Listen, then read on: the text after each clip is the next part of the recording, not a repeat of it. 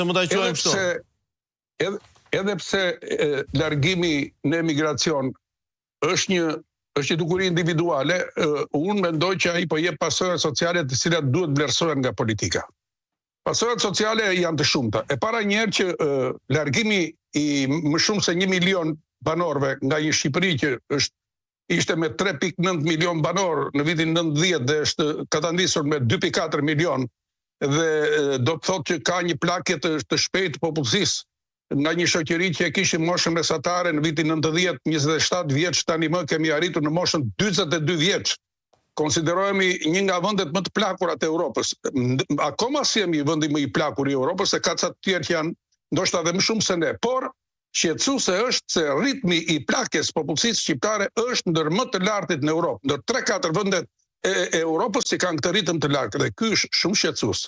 Kjo po sjell plakjen e popullsisë, largimin e pjesës vitale të popullsisë. Dhe ky nuk është vetëm problem demografik dhe patriotik, me që jemi dhe sot në ditën e madhe të shpalljes së pavarësisë së Shqipërisë, që është një ditë që mund të reflektojmë dhe për raportet që kanë emigrantët dhe shqiptarët me atë dheun e tyre, me atë dhe i cili ashtu sikurse është, por që duhet vlerësuar, sepse siç thotë një fjalë e urtë popullore, atë dheu dhe nëna janë ato që nuk ndryshojnë. Por ndërkaq, kjo përveç plakjes së popullsisë ka rënë lindshmëria, nataliteti.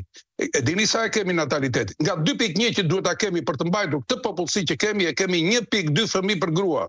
Është alarmante, do të thotë që ne do kemi shifra më shumë që do vdesin dhe më pak që do lindin.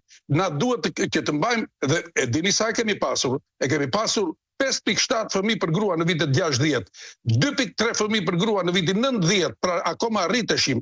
Dhe për të mbajtur këtë popullsi që kemi, duhet kemi 2.1 fëmijë për grua. Pra, është një shqetësim plakja e popullsisë që sjell kjo. Ndërkaq, po paksohet numri fuqisë punëtore dhe ju e shikoni që ne kemi filluar tani më të importojmë fuqi punëtore nga vendet e tjera të Azisë, të Afrikës, nga vendet e tjera që pikërisht për shkak të vakumeve që krijohen në tregun e punës. Të gjitha këto janë probleme që zgjidhen edhe nëpërmjet politikave të caktuara. Dhe këtu është padyshim përgjegjësia e shtetit dhe politikanëve, të cilët asnjëherë nuk kanë mbajtur të paktën një përgjegjësi morale për këtë që ka ndodhur. Nuk mund të fshihemi ne pas të drejtës që ka individi për të lëvizur, si e drejtë e tij. Po është e drejtë e tij, po ka dhe si qytetari i një vendi ka dhe detyrime për fatin e këtij vendi, për zhvillimin e këtij vendi. Por nuk i mbahen dot me zor njerëzit për të larguar nga Shqipëria, kërkojnë politika. Dhe në çfarë drejtime të caktuara? Spari ato që kanë të bëjnë me nivelin e virqënies, me punësimin, niveli punësimit akoma është i lartë, me gjithë zbutjen që ka ndodhur kohët e fundit,